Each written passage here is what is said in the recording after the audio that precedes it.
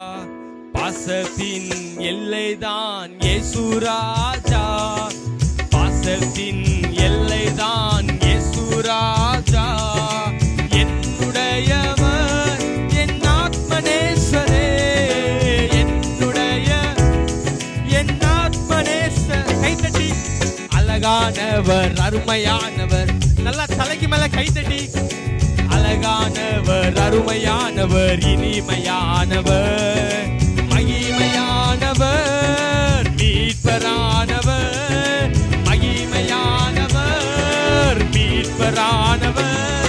அவர் இயேசு இயேசு இயேசு. இந்த வார்த்தை திருப்பி, அவர் இயேசு இயேசு இயேசு. அவர் இயேசு, அவர் இயேசு இயேசு இயேசு. பின்னாடி இருக்கிறவங்க அவர் இயேசு இயேசு இயேசு. சேனைகளின் கர்த்தர், சேனைகளின் கர்த்தர் நம் மகிமையின் ராஜா.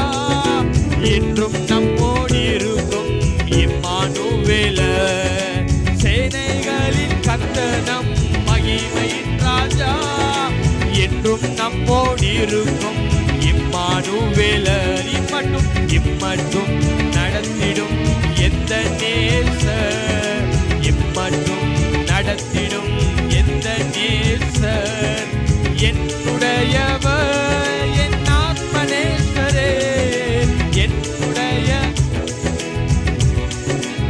தலைக்கு கைத்தடி. அழகானவர் அருமையானவர் இனிமை. வெட்கப்படாம இயேசுவுக்காக. அழகானவர் அருமையானவர் உண்மையானவர் மகிமையானவர் மீட்பரானவர், மகிமையானவர் மீட்பரானவர். அவர் இயேசு இயேசு இயேசு. நல்ல கைத்தட்டி. அவர் இயேசு இயேசு இயேசு. அவர் இயேசு, அவர் இயேசு இயேசு இயேசு. அவர் இயேசு இயேசு இயேசு. கல்வாரி மீட்டிலே, கல்வாரி மீட்டிலே கொல்கதாவிலே நேச ரத்தம் சிந்தியே என்னை மீட்டார். கல்வாரி மீட்டிலே கொல்கதாவிலே நேச ரத்தம் சிந்தியே என்னை மீட்டார். பாசத்தின் எல்லைதான் இயேசு ராஜா, பாசத்தின் எல்லைதான் இயேசு ராஜா. என்னுடையவர் என் ஆத்மநேசரே. வாய் திறந்து, என்னுடையவர் என் ஆத்மநேசரே. அழகானவர் அருமையானவர், அழகானவர். உங்க சத்தம் கேட்கட்டும். இவ்வளவு தானா? மகிமையா மகிமை மீட்பரானவர். அவர் இயேசு இயேசு இயேசு. அவர் இயேசு இயேசு இயேசு. அவர் இயேசு, அவர் இயேசு இயேசு இயேசு. அவர் இயேசு இயேசு இயேசு. ரத்தம் சிந்தி மீட்டவரே, இரக்கம் நிறைந்தவரே. ரத்தம் சிந்தி மீட்டவரே, இரக்கம் நிறைந்தவரே. ஐயா இரக்கம் நிறைந்தவரே. நல்ல கை தட்டணும், நல்ல கை.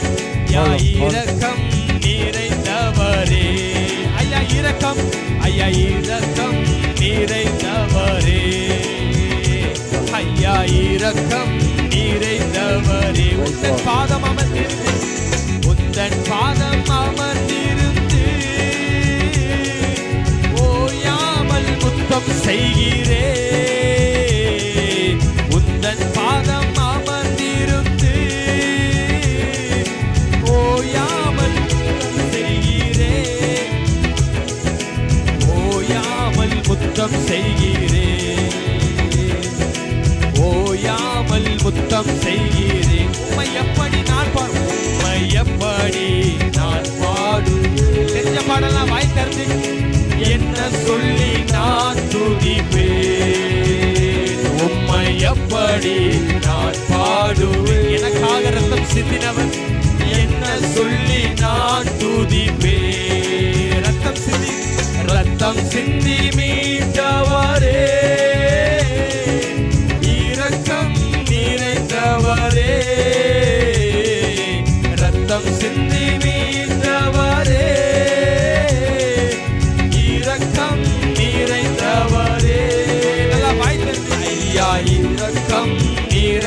நிறைந்தவரே, ஐயா இரக்கம் நிறைந்தவரே, ஐயா இரக்கம், ஐயா இரக்கம் நிறைந்தவரே, ஐயா இரக்கம் நிறைந்தவரே.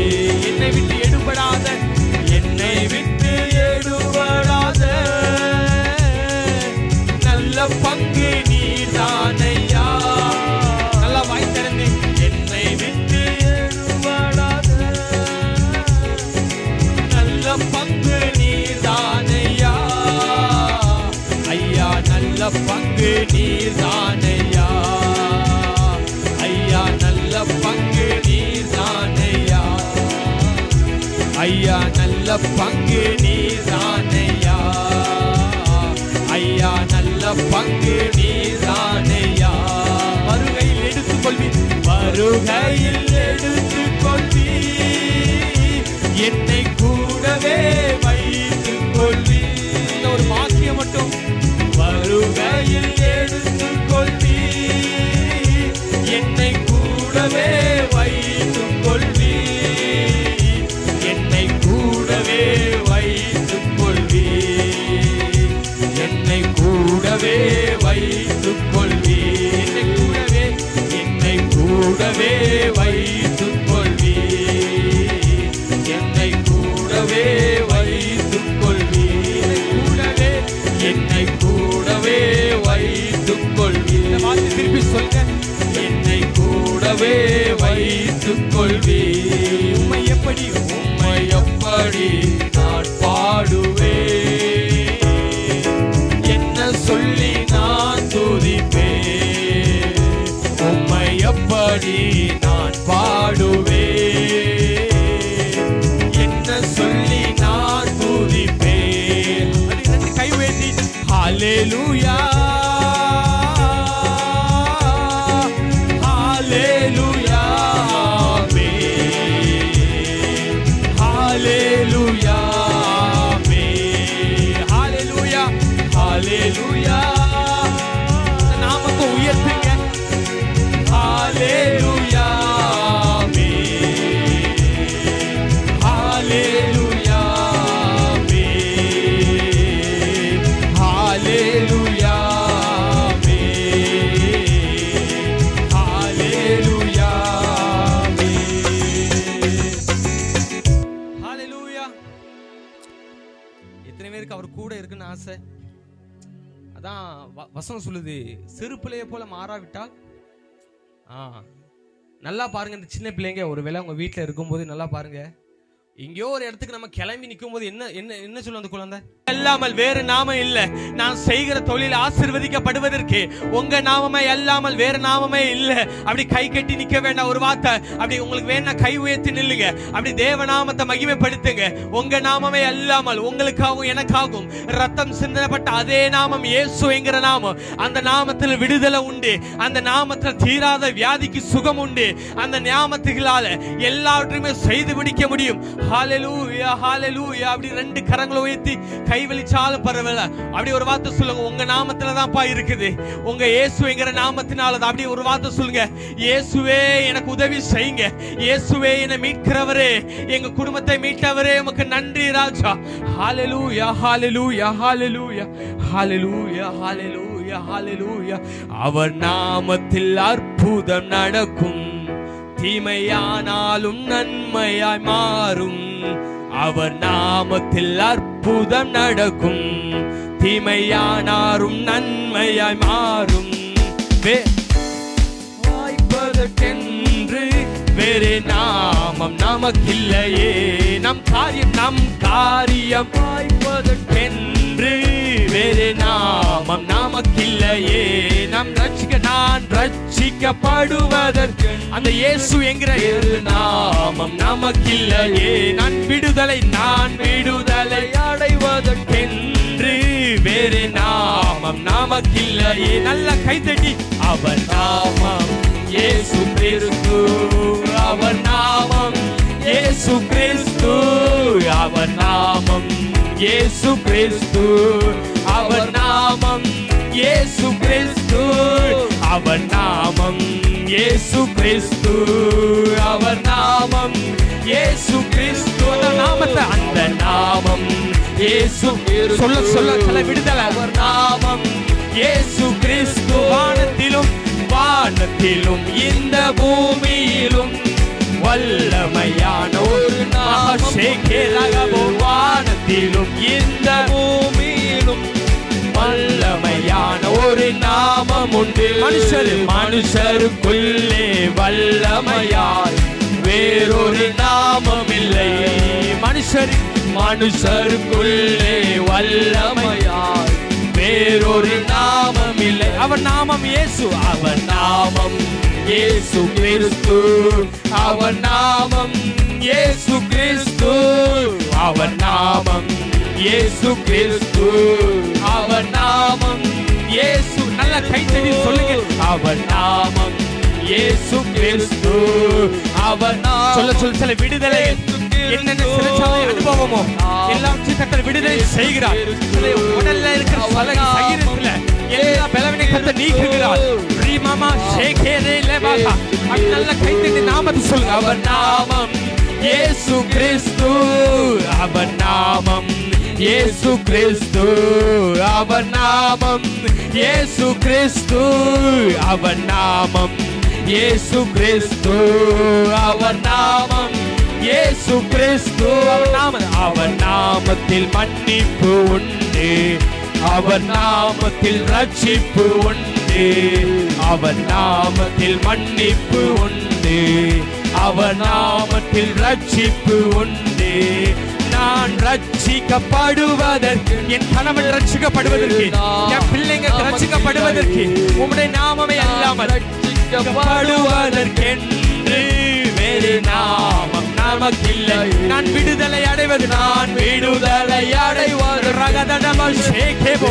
நாமம் நமக்கில்லை. அப்படி விசுவாச நாமத்தை நான் விடுதலை அடைவதற்கு வேறு நாமம் நமக்கில்லை.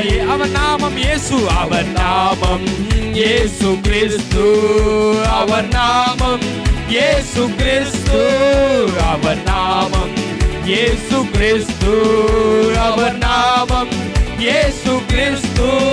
ரத்த கோட்டைக்குள்ளே நான் நுழைந்து விட்டேன். இனி எதுவும் அணுகாது, என் பிள்ளை அணுகாது, எந்த தீங்கும். ரத்த கோட்டைக்குள்ளே நான் நுழைந்து விட்டேன். இனி எதுவும் அணுகாது, எந்த தீங்கும் தீண்டாது. ஏன்னா நேசரின் ரத்தம், நேசரின் ரத்தம் என் மேலே நெருங்காது சாத்தான். நேசரின் ரத்தம் என் குடும்பத்தை, கிராமத்தை நெருங்காது சாத்தான். பாசமாய் சிலுவையில் பலியானார், பாவத்தை வென்றுவிட்டார்.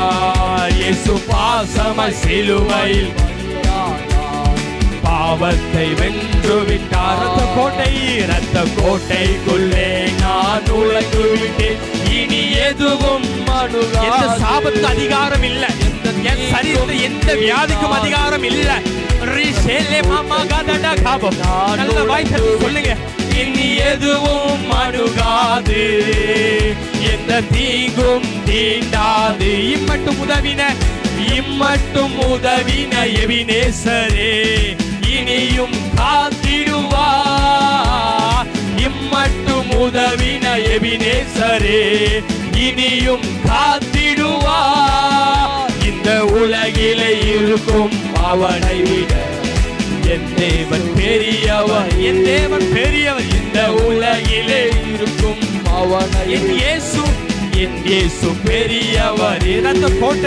ரத்த கோட்டைக்குள்ளே நான் நல்ல கைத்தட்டி ரிசீவ் பண்ணுங்க. எந்த தீங்கும் தீண்டாது. ரத்த கோட்டைக்குள்ளே நான் நுழைந்து விட்டேன். இனி எதுவும் அணுகாது. உன்னதமான நிழலுக்குள்ள வந்தவர்களுக்கு எந்த தீங்கும் வராது. ரத்த கோட்டைக்குள்ளே நான் நுழைந்து விட்டேன். இனி எதுவும் அணுகாது, எந்த தீங்கும் தீண்டாது. அவர் நாமம் இயேசு. அவர் நாமம் இயேசு கிறிஸ்து. அவர் நாமம் இயேசு கிறிஸ்து. நாமத்தை சொல்லுங்க. அவர் நாமம் விடுதலை உண்டாகும் சரீரத்துல. இயேசு கிறிஸ்து, அவர் நாமம் இயேசு கிறிஸ்து, அவர் நாமம் இயேசு கிறிஸ்து, அவர் நாமம் இயேசு கிறிஸ்து, அவர் நாமம் இயேசு. அது உண்மையா வாய்க்கிறது. அவர் நாமம் இயேசு கிறிஸ்து, அவர் நாமம் இயேசு கிறிஸ்து, அவர் நாமம் இயேசு கிறிஸ்து. அவர் நாமமே எல்லாம். வானத்தின் கீழேங்கும் பூமி மேலேங்கும் உங்களுக்காக சிந்தப்பட்ட அந்த இயேசுவின் நாமமே இல்லாமல் வேறு ஒரு நாமமே இல்லை. மாறாக என்ன பாடு பிரச்சனை வந்தால் அந்த நாமம் ரட்சிக்க கூட கூடியது, இயற்கைக்கு அப்பாற்பட்ட காரியங்கள் செய்யக்கூடியது அந்த இயேசு என்கிற நாமம். அவர் நாமம் இயேசு கிறிஸ்து, அவர் நாமம் இயேசு கிறிஸ்து, அவர் நாமம் இயேசு கிறிஸ்து. நல்ல கைத்தட்டி ஆண்டவருக்கு நல்ல மனதார கைத்தட்டி அந்த நாமத்தை மகிமை செலுத்துங்க. ஒருவேளை வீடுகள் இருந்து யார் கேட்டுக்கொண்டிருந்தாலும் சரி, இயேசு என்கிற நாமத்தை அல்லாமல் இந்த பூமியில விடுதலை தர எந்த மருத்துவரால் முடியாது, எந்த மந்திரவாதியால முடியாது. இயேசு என்கிற நாமத்தை தவிர, அவர் என்கிற நாமத்தை அல்லாமல் வேறு ஒரு ரட்சிப்பு நம்மளால் கட்டளையிட முடியாது. நல்ல கைத்தட்டி ஆண்டவருக்கு மனதாறு, உங்க நாமமே என் பிள்ளைய வழி நடத்துற, என் பிள்ளைய வழி மாறி போகிற என் பிள்ளைய அவ உங்களுக்குள்ள நடத்தக்கூடிய நாமம் உங்க நாமம் மட்டுமே சொல்றவங்க. ஹல்லேலூயா, ஹல்லேலூயா, ஹல்லேலூயா. உங்க நாமமே இல்லாமல் வேறு நாமம் இல்லை. உங்க ஒத்தாசை இல்லாமல் எங்களுக்கு ஒன்றுமே இல்லை. எனக்கு ஒத்தாசை ஒரு பர்வதத்துக்கு நேராக என் கண்களை நான் ஏறெடுக்கிறேன். எனக்கு வருகிற ஒத்தாசை இயேசு என்கிற நாமமே. அப்படி நல்ல ரெண்டு கையில உயர்த்தி ஒரு வார்த்தை சொல்லுங்க.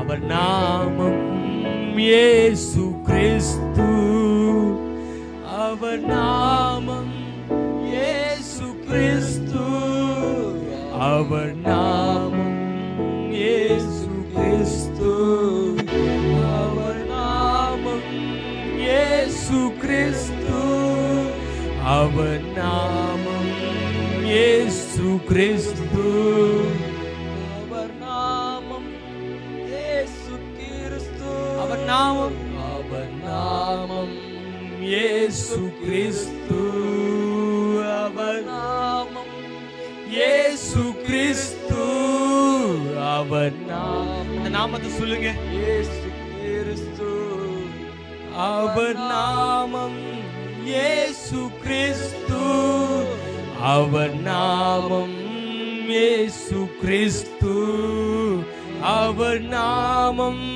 இயேசு கிறிஸ்து. கைத்தட்டி ஆண்டவருக்கு மனதார, உங்க நாமமே அல்லாமல் வேறு ஒரு நாமமே இல்லை. வேறு ஒரு நாமம் நமக்கு கட்டளையிடப்படவில்லை. இந்த நாமத்தை விசுவாசிக்கிறவர்களுக்கு விடுதலை உண்டு. இந்த நாமத்தை நம்புகிறவர்களுக்கு சௌக்கியம் உண்டு.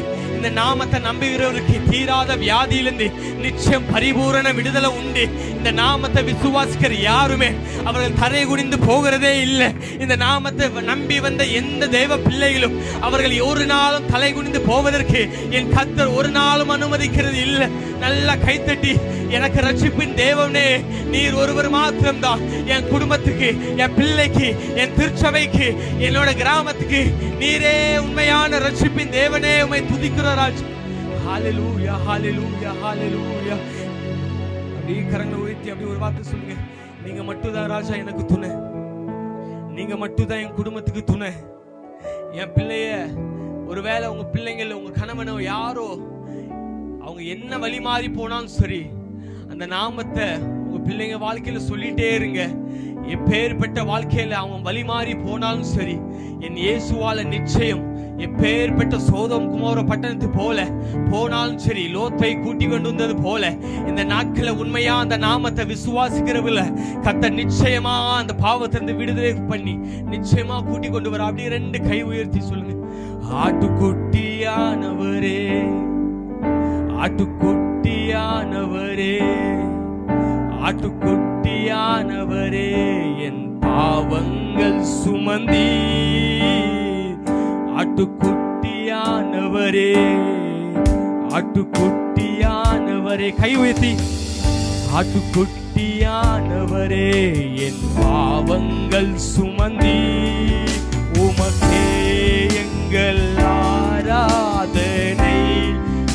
வாய்கள் திறந்து உமக்கே எங்கள் ஆராதனை, உமக்கே எங்கள் ஆராதனை, உமக்கே எங்கள் ஆராதனை, உமக்கே எங்கள் ஆராதனை.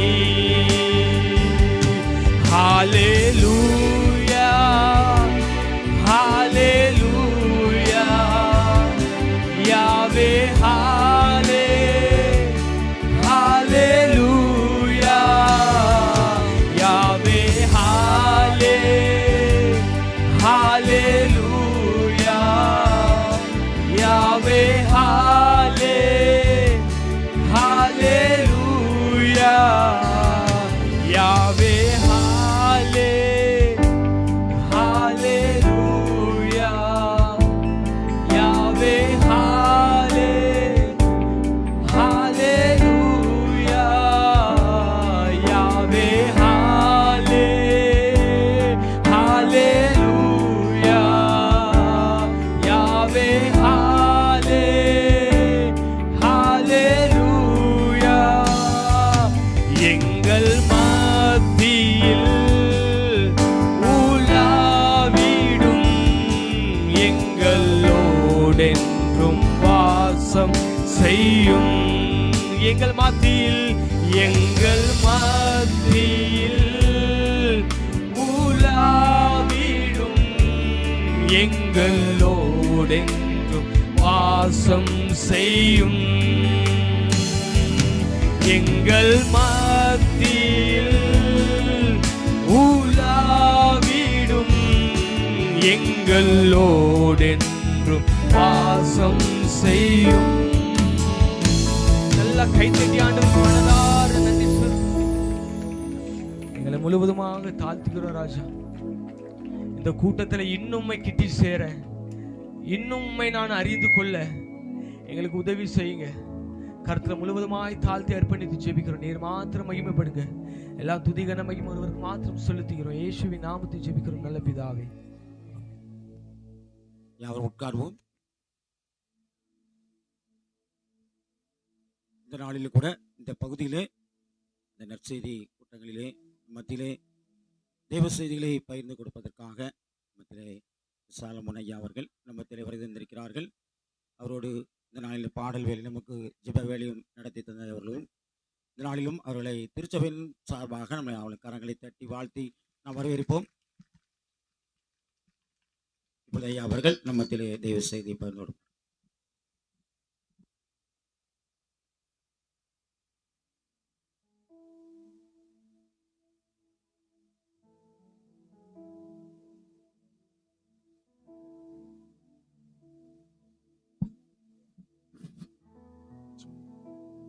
அல்லேலூயா அல்லேலூயா. கர்த்தர் நல்லவர். சந்தோஷமா இருக்கிறீங்களா? பக்கத்துல இருக்கவங்க கையை பிடிச்சி கேளுங்க, சந்தோஷமா இருக்கிறீங்களான்னு. கர்த்தர் நல்லவர். உங்களெல்லாம் பார்க்கும் பொழுது இன்றைக்கு இரவு அவருடைய வருகை இருக்குன்னா முழு மேல ஆழ்ந்த இலந்தை குளம் எல்லாமே காலியாயிரும் போல தெரியுது. அல்லேலூயா அல்லேலூயா. கர்த்தர் நல்லவர். அவருடைய வருகையின் நாளுக்கு மிக சமீபமாய் நம்ம வந்து நிக்கிறோம். உலகத்துல நடக்கிற ஒவ்வொரு காரியங்கள், ஒவ்வொரு இடங்களிலே சம்பவிக்கிற ஒவ்வொரு காரியங்களையும் பார்க்கும் பொழுது கர்த்தர் சொன்ன வார்த்தை நமக்கு ஞாபகம் வருகிறது. இதோ வாசல் அருகே வந்து நிற்கிறேன். அவர் வந்து அவருடைய பாதங்கள் எப்போ இந்த பூமிக்கு மத்திய ஆகாயத்துல அவர் வந்து நிற்க போகிறார் யாருக்கும் தெரியாது. அவருடைய வருகை மிக மிக சமீபமாக இருக்கிறது. ஏன் இப்படிப்பட்ட கூட்டங்கள் நம்மை நாம் ஆராய்ந்து பார்க்கவும், அவருடைய சமூகத்துல ஆண்டவரே இன்னும் என்னிடத்துல என்ன விரும்புகிறீர், இன்னும் என்னிடத்துல நான் என்ன சரி செய்ய ஆண்டவரே நீங்க விரும்புறீங்க அப்படிங்கிறத ஒவ்வொரு நாளும் அவருடைய சமூகத்துல நாம் ஆராய்ந்து பார்க்கிறதற்கு அழைக்கப்படுகிறோம். ஆனா இந்த குறிப்பிட்ட இந்த லெந்து காலங்களிலே நம்முடைய தென்னிந்திய திருச்சபையில நடக்கிற இப்படிப்பட்ட கூடுகைகள் கர்த்தரண்டை இன்னும் அதிகமாய் நாம் நெருங்குவதற்கு அது ஏதுவாக இருக்கிறது. அல்லேலூயா. என்னோடு கூட பேசுங்கன்னு சொல்லி அவருடைய சமூகத்துல நம்ம காத்திருக்கும் பொழுது நிச்சயமாக கர்த்தர் நம்மோடு கூட பேசுகிறவராக இருக்கிறார். அல்லேலூயா. வேதத்துல ஒரு வார்த்தை சொல்லும் பொழுது, கேளுங்கள், சும்மா இருங்கள், உங்களுக்கு அப்பொழுது கொடுக்கப்படும் போட்டிருக்கா? இல்ல, கேளுங்கள், தட்டுங்கள், உங்களுக்கு சும்மா சேர் போட்டு அந்த வாசல் அருகே உட்காருங்கள், அது வாட்டு திறக்கப்படும் போட்டிருக்கா? இல்ல. நல்லா கவனிங்க. ஒரு எதிர்பார்ப்பு நம்முடைய இருதயத்திலே காணப்படும் பொழுது கர்த்தர் அந்த எதிர்பார்ப்பை பூர்த்தி செய்கிறவராக ஆவியானவர் இறங்கி வருகிறார். அல்லேலூயா, அல்லேலூயா. ஒரு சின்ன ஒரு ஜெபம் பண்ண போறோம். எல்லாரும் கண்களை மூடி ஆண்டவர்கிட்ட சொல்லுங்க, ஆண்டவரே, ஒரு மனிதனுடைய சத்தத்தை கேட்பதற்காக இந்த இடத்துல நாங்க வரல. எங்களை படைத்த தெய்வத்தினுடைய ஆண்டவரே சத்தத்தை கேட்பதற்காக இந்த இடத்துல நாங்க வந்திருக்கிறோம். எங்க கூட பேசுங்க. சொல்லுங்க, எங்க கூட பேசுங்கப்பா, எங்க கூட பேசுங்க. Thank you Jesus. ஆண்டவரே, உம்முடைய கரம் எங்களோடு கூட இடைபடுவதாக. நீர் எங்களோடு கூட பேசுங்க டாடி.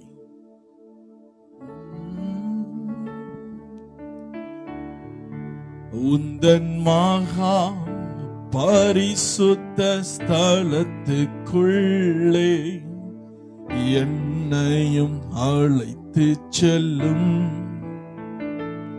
உங்க மகா பரிசுத்த ஸ்தலத்துக்குள்ளே என்னையும் அழைத்து செல்லும். உந்தன் பரிசுத்த இரத்தத்தினாலே என்னை கழுவிடும். உந்தன் பரிசுத்த இரத்தத்தினாலே தூய்மை ஆக்கிடும். சொல்லுவோமா எல்லாரும்? உள்ளே அழைத்து செல்லும். என உள்ள அழைத்து செல்லுங்க. உந்தன் பிரசன்னத்தால் நிரப்பிடும். எல்லாரும் சொல்லுவோம். உள்ளே அழைத்து செல்லும். உந்தன் பிரசன்னத்தால் நிரப்பிடும். இந்த வரிய மறுபடியும். உள்ளே அழைத்து செல்லும். ஒவ்வொருவரையும் பிரசன்னத்தால், உள்ள ஆழத்திலிருந்து, இருதயத்திலிருந்து சொல்லுங்க இந்த வார்த்தையை. உள்ளே அழைத்து செல்லும். உந்தன் பிரசன்னத்தால் நிரப்பிடும். உள்ளே அழைத்து செல்லும். உள்ளே அழைத்து செல்லு. உந்தன் பிரசன்னத்தால் நிரப்பிடும். உள்ளே அழைத்து செல்லும். ஆமென். உந்தன் பிரசன்னத்தால் நிரப்பிடும். Thank you Lord, thank you Lord. எங்களை ஆண்டவரே, இந்த நாளிலே உம்முடைய வார்த்தையை கேட்க வந்திருக்கிற எங்களை கர்த்தர் உள்ளே அழைத்து செல்லுவீராக. ஆண்டவரே, உங்க பிரசன்னத்திற்குள்ளே எங்களை அழைத்து செல்லுங்கப்பா. அப்பா, உங்களுக்கும் எங்களுக்கும் இடையில எதுவுமே வேண்டாம். ஆண்டவரே, எங்களை உள்ளே அழைத்து செல்லும். எங்களை உள்ளே அழைத்து செல்லும். இன்னைக்கு ஆண்டவர் அநேகரை கர்த்தர் சந்திக்க இந்த இடத்துல வந்திருக்கிறார். அநேகரை சந்திப்பதற்காக இந்த இடத்துல வந்திருக்கிறார். இந்த கூட்டம் முடியும் பொழுது கர்த்தர் உங்களை சந்தித்து இருக்கிறத நீங்க உணர முடியும். அநேகரை கர்த்தர் தொட்டு இருக்கிறத நீங்க உணர முடியும். ஓ ரிபா நாமா ரகபா ரகதா, ஓ ஷகமா நாமா ரகதா ரலபகதா. ஒரு புறாவை நான் பார்க்கிறேன். ஒரு வெண் புறா இந்த இடத்துல செட்டைகளை அடித்து பறந்து கொண்டிருக்கிறது. இதோ பரிசுத்த ஆவியானவர் நம்ம மத்தியில அசைவாடி கொண்டிருக்கிறார். நம் மத்தியில அசைவாடி கொண்டிருக்கிறார். ஒவ்வொருவரையும் கர்த்தர் சந்திக்க இந்த இடத்துல வந்திருக்கிறார். இந்த இடத்துல கடந்து வந்திருக்கிறார். கடந்து வந்திருக்கிறார். ரிமே நேமே ரெகே பாஹா ஓ ஷகபா ரகமன மரகா ஓ ரிகபா ரகமன கதா ஓ ஷக்மஹா ரெலே பெனே கேதா. எஸ் லார்ட், அநேகரோடு கூட நீங்க பேசுவீராக. உம்முடைய கரம் இடைபடுவதாக. உம்முடைய நாம மகிமைப்படுவதாக. ஆண்டவரே, உம்முடைய கரத்தில் ஆண்டவரே எங்களை தாழ்த்துகிறோம். வெறுமையாய் ஒப்பு கொடுக்கிறோம். இயேசுவின் மூலம் ஜெபிக்கிறோம் எங்கள் ஜீவனுள்ள நல்ல பிதாவே. ஆமென், ஆமென். ஹல்லேலூயா, ஹல்லேலூயா. எடுத்தவங்க வாசிங்க. வெளிப்படுத்தின விசேஷம் 2வது அதிகாரம் 4வது வசனம். ஆனாலும், அந்த வார்த்தைய நல்லா அழுத்தி, நீ ஆதியில் கொண்டிருந்த அன்பை விட்டாய் என்று உன் பேர்ல எனக்கு ஒரு குறை உண்டு. இந்த வார்த்தையை நீங்க வாசிக்கும் பொழுது வெளிப்படுத்தின விசேஷத்துல அந்த 2வது அதிகாரத்துல 4வது வசனத்துல எபேசு சபைக்கு கர்த்தர் எழுதும் பொழுது இந்த வார்த்தையை எழுதுகிறார். ஆனாலும் நீ ஆதியில் கொண்டிருந்த அன்பை விட்டாய் என்று உன் பேர்ல எனக்கு ஒரு குறை உண்டு. இந்த திருச்சபைக்காக இன்றைக்கு நடக்க போற இந்த கூடுகைக்காக ஆண்டவருடைய சமூகத்துல ஜெபித்துக் கொண்டிருந்த பொழுது சில நாட்களுக்கு முன்பதாகவே இந்த வார்த்தைய திட்டமும் தெளிவுமாக பரிசுத்த ஆவியானவர் பேச ஆரம்பித்தார். கர்த்தர் சொன்ன ஒரு காரியம் உங்கள்ட்ட போய் சொல்லு, நீ ஆதியில் கொண்டிருந்த அன்பை விட்டாய் என்று உன் பேர்ல எனக்கு ஒரு குறை உண்டு. நம்ம நினைக்கிறோம் இந்த அன்பை விட்டாய் என்று சொல்லுவது ஒருவேளை ஆலயத்திற்கு வந்து கொண்டிருந்த ஒரு நபர் ஆலயத்திற்கு வராதபடி, அல்லது ஆலயத்தின் காரியங்கள்ல முன்பதாக நின்று காரியங்களை செய்து கொண்டிருந்தவர் ஏதோ ஒரு மனக்கசப்பு மன வருத்தத்தின் நிமித்தமாக ஆலயத்திற்கு வராமல் சென்றதை குறித்து இந்த வேதம் குறிப்பிடல. நல்லா கவனிக்கணும். இந்த வார்த்தையினுடைய 1வது வசனத்திலிருந்து 2வது வசனத்திலிருந்து நீங்க வாசித்தீங்கன்னா, வாசிங்க 2வது வசனத்திலிருந்து, உன் கிரியைகளையும்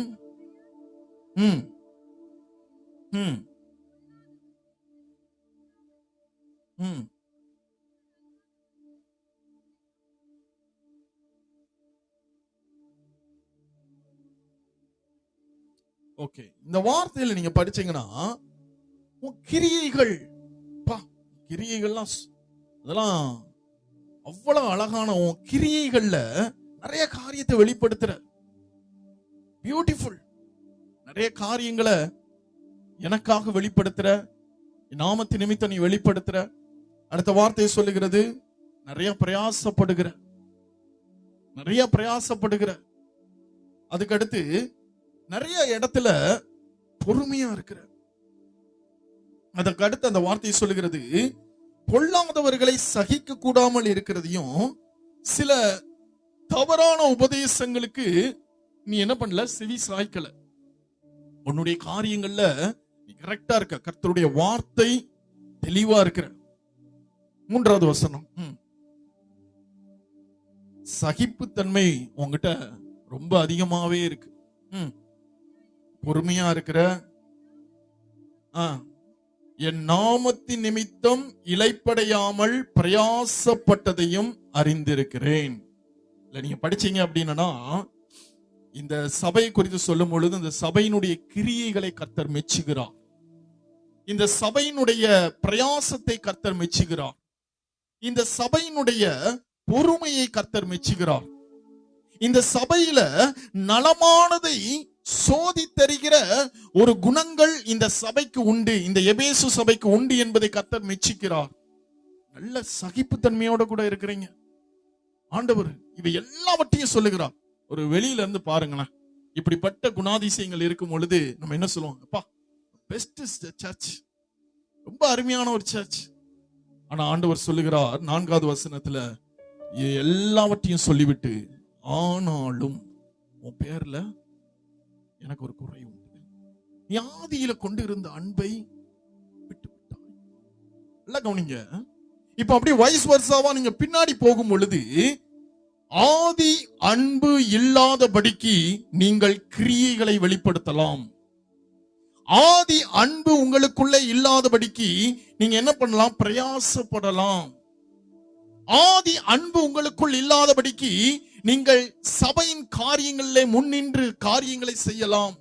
ஆதி அன்பு இல்லாதபடிக்கு நீங்கள் பொறுமையை காத்துக்கொள்ளலாம். ஆதி அன்பு இல்லாதபடிக்கு நீங்கள் நலமானதை சோதித்தறியலாம். ஆதி அன்பு இல்லாதமல் நீங்கள் சகிப்போடு கூட நீங்கள் வாழ்ந்து கொள்ளலாம், வாழ்ந்து காட்டலாம். இதற்கு அது தேவையில்லை. ஆனா இந்த ஆண்டவர் இந்த இடத்துல சொல்லுகிற காரியம், கர்த்தர் இந்த வார்த்தையை சொல்லுகிறார், நீ ஆதியில் கொண்டிருந்த அன்பு.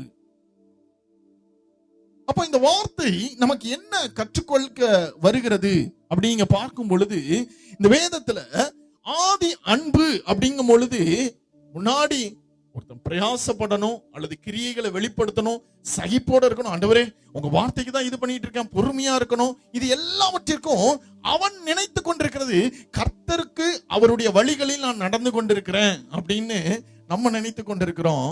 ஆனா வேதம் இந்த வார்த்தை எப்படி பார்க்குது? நீ அன்புல குறைபட்டிருக்கிற அப்படின்னு சொல்லல. 5வது வசனத்தை வாசிங்க. ஆகையால் நீ என்ன நிலைமையிலிருந்து விழுந்தாய் என்பதை நினைத்து மனம் திரும்பி ஆதியில் செய்த கிரியைகளை செய்வாயாக. இல்லாவிட்டால் நான் சீக்கிரமாய் உன்னிடத்தில் வந்து நீ மனம் திரும்பாத பட்சத்தில் உன் விளக்கு தண்டை அதனிடத்தில் நின்று நீக்கி விடுவேன். கர்த்தர் நம்மோடு கூட பேசிக் கொண்டிருக்கிறார். இந்த ஆதி அன்பு என்று வேதம் குறிப்பிடுவது நீங்களும் நானும் நினைக்கிறபடி ஏதோ நாமத்து நிமித்தம் நாம் எடுக்கிற பிரயாசம், நாமத்து நிமித்தம் நாம் படுகிற போராட்டம், நாமத்து நிமித்தம் நாம் செய்கிற நம்முடைய கிரியைகள், நம்முடைய சகிப்புத்தன்மை, இவைகளை உள்ளடக்கியது அல்ல. இந்த ஆதி அன்பை குறித்து வேதம் சொல்லும் பொழுது இந்த வேதம் தெளிவாய் சொல்லுகிறது, இந்த ஆதி அன்பு என்பது அவரை அறிகிற அறிவின் வெளிப்பாடு. அவரை அறிகிற அறிவின் வெளிப்பாடு. இந்த அறிகிற அறிவின் வெளிப்பாடு ஒரு நாள் ஆதியில நீ என்னை நேசிக்கும் பொழுது, என்னிடத்துல நீ வந்து நிற்கும் பொழுது, என்னை அறிந்து கொள்ளும் பொழுது உனக்கு வெளிப்படுத்தப்பட்ட அந்த வெளிப்பாடு அது அப்படியே இருக்குது. ஆனா அதை தாண்டி பல நாட்கள் பல ஆண்டுகள் நீ கடந்து வந்துட்ட. இன்னும் I am cherishing that moment. நான் இன்னும் அதை பார்த்து கொண்டிருக்கிறேன். என் மகன் என் கிட்ட வந்து என்னை அணைத்துக் கொள்ளும் பொழுது, நல்லா நீங்க கவனிச்சீங்கன்னா தெரியும், ஒருவனை நான் என்னிடத்தில் இழுத்துக் கொள்ளாவிடில் ஒருவனும் என்னிடத்தில் வரான். அப்ப கர்த்தர் உங்களை இழுத்துக் கொள்ளும் பொழுது அவரை அறிகிற ஒரு அறிவின் வெளிப்பாடு உங்களுக்கு வெளிப்படுத்தப்பட்டது. புரியுதா? அப்போ நீங்கள் அவரை அறிந்து கொள்ளவில்லை, அவர் உங்களை அறிந்து கொண்டார், தெரிந்து கொண்டார். அப்போ அவர் உங்களை தெரிந்து கொள்ளும் பொழுது உங்களுக்கு ஒரு வெளிப்பாடு, அவரை அறிகிற அறிவின் வெளிப்பாடு. நீங்க வேதத்துல வாசிக்கும் பொழுது, நீங்க வீட்டுல போய் நீங்க வேதத்துல நீங்க படிச்சீங்கன்னா ஒவ்வொரு நிருபங்களிலும் அவரை அறிகிற அறிவின் வெளிப்பாடை குறித்து சொல்லப்படுகிறது. எடுத்து நீங்க பாத்தீங்கன்னா 2 கொரிந்தியர் 2வது அதிகாரம் 14வது வசனத்தை வாசிக்கும் பொழுது, 2 கொரிந்தியர் 2:14 வேகமா. கிறிஸ்துவுக்குள்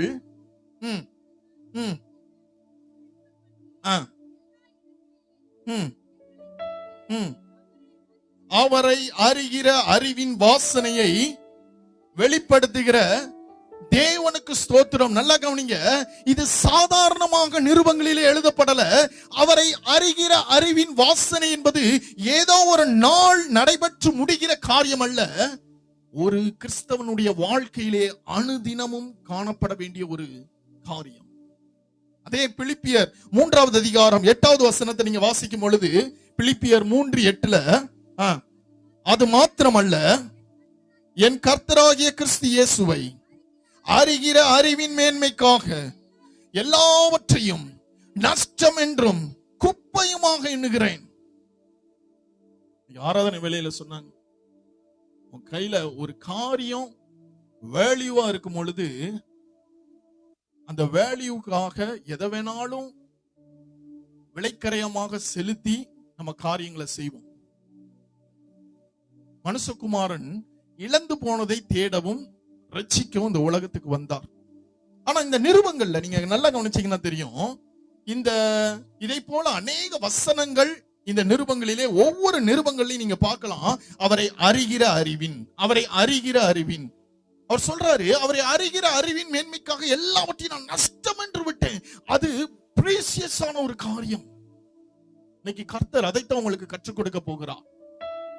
அந்த அறிகிற அறிவின் அந்த மேன்மைய இப்ப நீ இழந்துட்ட, அந்த ஆதியில நீ கொண்டிருந்த அந்த ஒரு மனநிலை, அந்த ஒரு அன்பு இப்ப உன்கிட்ட இல்ல என்று உன் பேரில் எனக்கு ஒரு குறை உண்டு.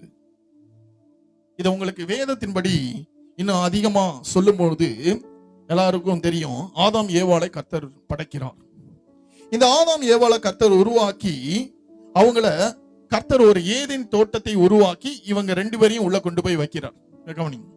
அப்போ இந்த ஆதாம் ஏவாள இந்த ஏதேன் தோட்டத்தை அவர்கள் பண்படுத்தவும் காக்கவும் வைத்தார் என்று வேதம் சொல்லுகிறது.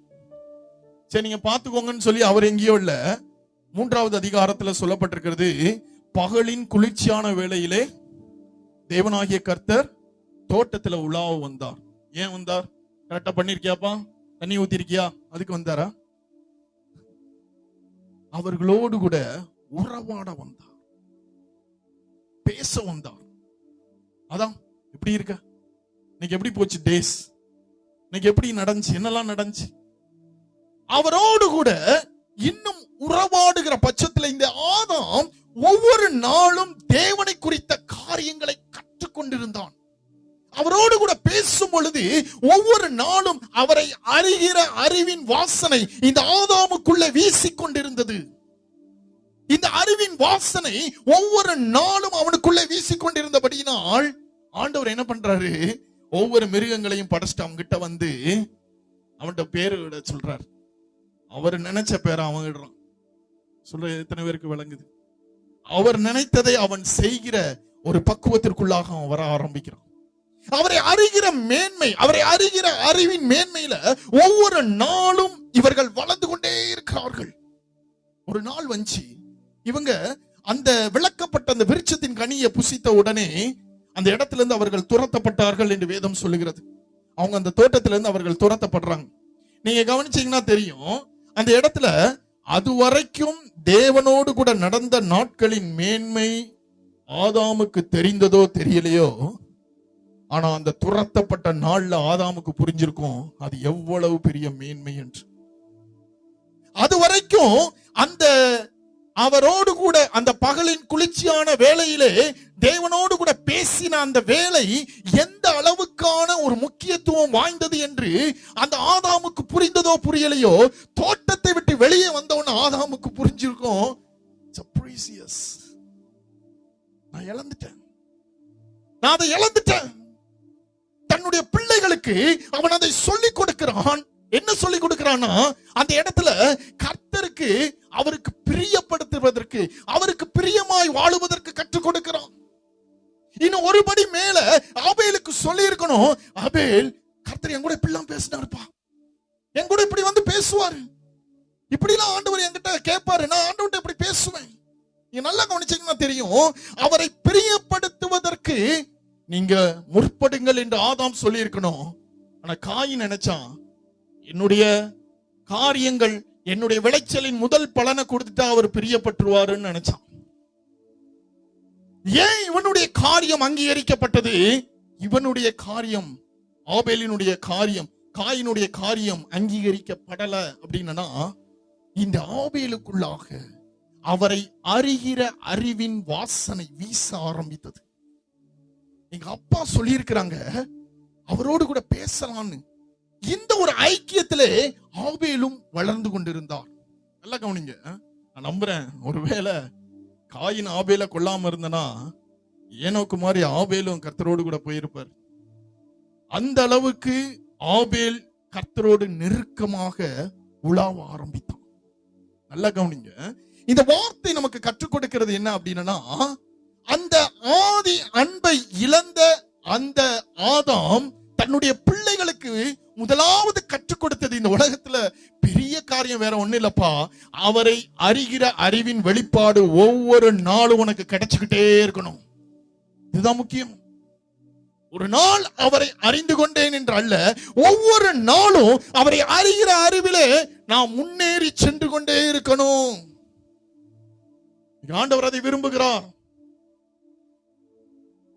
பல வருடங்களாக ஆலயத்திற்கு நம்ம வந்து கொண்டிருக்கலாம், கர்த்தருடைய வார்த்தையை கேட்டுக் கொண்டிருக்கலாம். பல பெரிய பெரிய பிரசங்கிகள் இந்த இடத்துல வந்து கர்த்தருடைய வார்த்தையை உங்களுக்கு கொடுத்திருக்கலாம். ஆனா இவை எல்லாவற்றினுடைய அவுட்புட் என்று பார்க்கும் பொழுது கர்த்தர் உங்களிடத்துல விரும்புவது இன்னும் ஒருபடி என் அண்டை நெருங்குகிற ஒரு எல்லைக்குள்ளாக நீங்கள் வரணும்னு விரும்புகிறார். இன்னும் நெருக்கம், இன்னும் அவரோடு கூட பேசுகிற ஒரு நிலை, அவரோடு கூட உறவாடுகிற ஒரு நிலை. வேதத்திலிருந்து ஒரு மனிதனை உங்களுக்கு நான் காட்டி கொடுக்க விரும்புகிறேன். அந்த மனிதனுடைய வாழ்க்கையில அவன் கர்த்தரை எவ்வாறு அறிந்து கொண்டான், அவன் வாழ்க்கையில அவன் போன பாதை எப்படிப்பட்டதாய் இருந்தது, இதை நீங்க கேட்கும் பொழுது, அதை கவனிக்கும் பொழுது நம்ம எப்படிப்பட்ட ஒரு ஓட்டத்தை நம்ம ஓடணும் அப்படிங்கிறது உங்களுக்கு புரியும். எடுத்தவங்க வாசிங்க, லூக்கா எழுதின சுவிசேஷம் 5வது அதிகாரம் 2வது வசனம் 3வது வசனம்.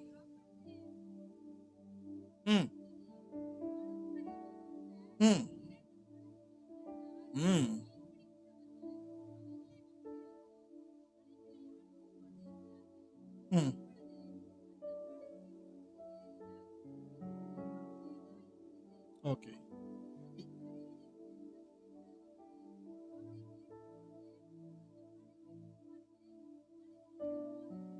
ஓகே. இந்த வார்த்தை சொல்லுகிறது, ஆண்டவர் திரளான ஜனங்கள் தேவ வசனத்தை கேட்கும்படிக்கு ஆண்டவர் இடத்துல நெருங்கி வராங்க.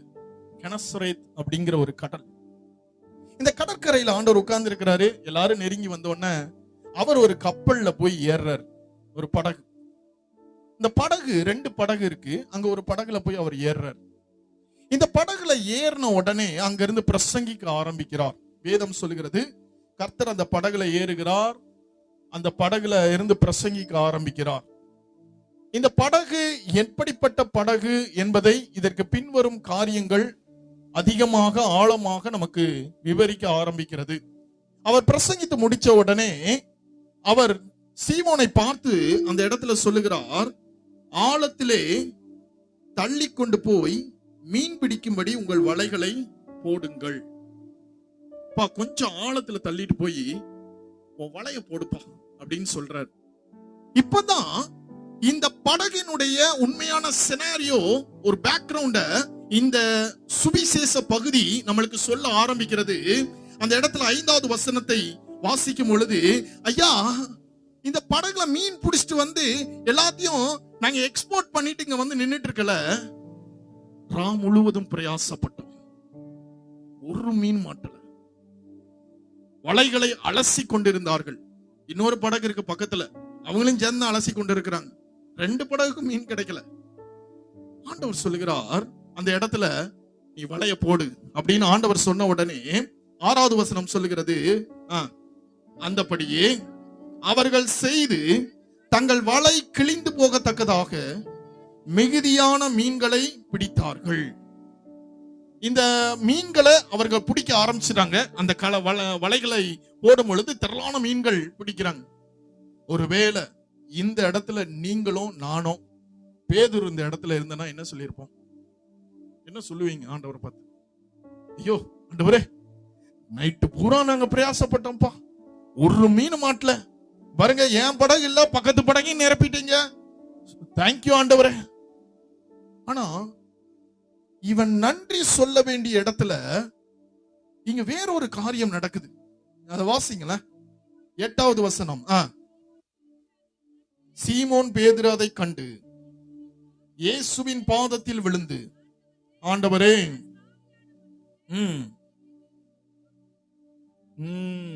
நல்லா கவனிங்க. இந்த சீமோன் பேதுருவை குறித்து வரலாற்று ஆசிரியர்கள் சொல்லும் பொழுது, இந்த சீமோன் பேதுரு அவருக்கு அந்த நாட்களிலே அவருக்கு சில டெப்ட் கடன்கள் இருந்தது என்று சொல்லப்படுகிறது. ஒவ்வொரு நாளும் அவர் புலம்பி இருக்கணும். எப்படி? ஆண்டவரே, என் எதிர்காலம் இப்படியே போயிருமா, என் வாழ்க்கை இப்படியே போயிருமா, என் காரியங்கள் இப்படியே போயிருமா. அவனுக்குள்ளே ஒரு வெறுமை அவனுக்குள்ளே இருந்து கொண்டே இருந்தது. நீங்க நல்லா கவனிச்சீங்கன்னா அந்த வார்த்தை சொல்லுகிறது, அந்த இடத்துல இந்த காரியத்தை, இந்த மீனை அவன் பார்த்திருந்தா இந்த வார்த்தையை சொல்லி இருக்கணும் அப்படின்னா வாய்ப்பே இல்லை. ஆனா இதை தாண்டி ஒரு காரியத்தை அவன் பார்க்க ஆரம்பிக்கிறான். இது வரைக்கும் ஒருத்தர் கிட்ட நான் புலம்பி இருக்கேன், ஒரு மீன் மாட்டலேப்பா, இவ்வளவு பிரயாசப்பட்டோமாப்பா, ஒண்ணுமே நடக்கலையே ஆண்டவரே, இவ்வளவு காரியங்களை நாங்க பிரயாசப்பட்டு வச்ச ஒண்ணு நடக்கலையே. நான் புலம்பிக் கொண்டிருந்த ஒரு நபர், யாரிடத்துல நான் இவ்வளவு நாள் புலம்பிக் கொண்டிருந்தேனோ, இப்ப அவர் என் முன்பதாக வந்து நிற்கிறார்.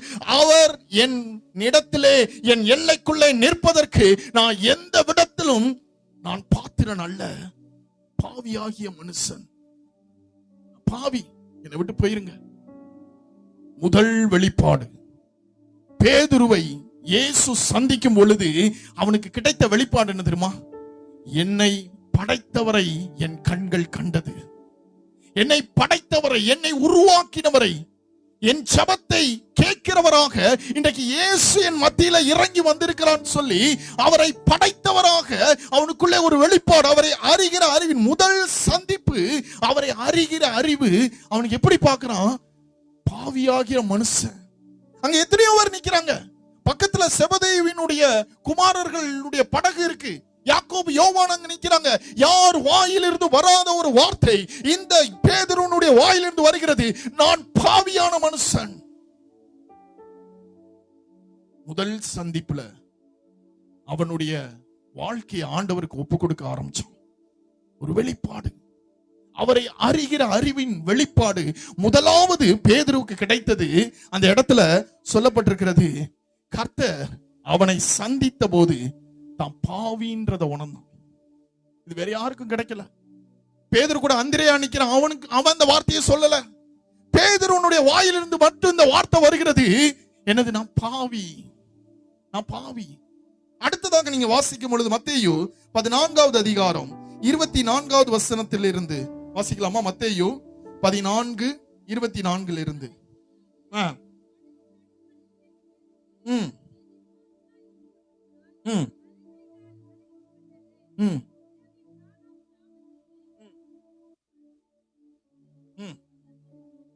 ம் ம் ஓகே, நல்ல கவனிங்க. இயேசு ஜனங்களை இப்படி உட்கார்ந்து பேசிட்டு அனுப்பி விட்டார். அனுப்பி விட்ட உடனே இவங்களையும் போட்ல ஏறி போங்க அப்படின்ட்டார். 4ஆம் ஜாமம் அப்படிங்கும் பொழுது ஒரு அதிகாலை நேரம். நான் சொல்ற மாதிரி இந்த போக்கஸ் லைட் வச்சிருக்காங்கல்ல, இப்ப இருக்கிற போட்ல போக்கஸ் லைட் உண்டு. நீங்க யூடியூப்ல அடிச்சு பாத்தீங்கன்னா தெரியும். நடுக்கடல்ல செல்லுகிற போட்ல என்ன உண்டு? லைட் உண்டு. இது 2000 வருஷத்துக்கு முன்னாடி நடந்த ஒரு காரியம். அப்ப அந்த போட்ல என்ன இருக்காது? லைட் இருக்காது. இப்ப அங்க அந்த படகு, அந்த சூழ்நிலை எப்படி இருக்கு?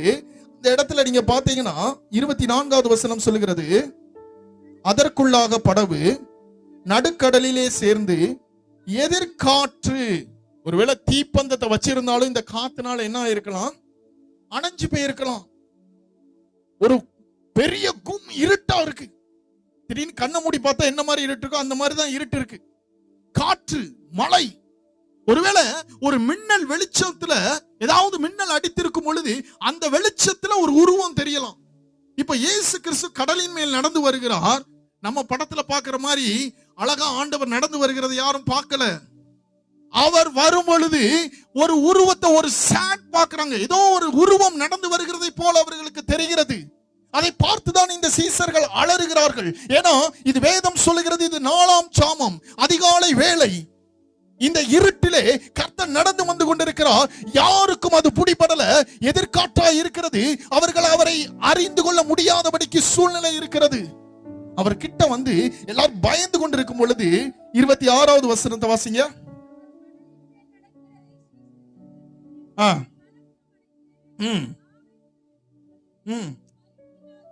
நல்லா அந்த சீனை கொஞ்சம் இமேஜின் பண்ணி பாத்தீங்கன்னா, எல்லாம் பயத்தினால அலறாங்க. ஐயோ அப்படின்ட்டு அவர் அப்படி கடல் மேல அப்படி நடந்து போறாரு. இன்னும் எது நடக்குது? ஏன்னா அவர்களுக்கு தெளிவாக அவருடைய உருவம் தெரியவில்லை. நடக்கிறதை பார்த்து பயத்தினால் அலறுகிறார்கள்.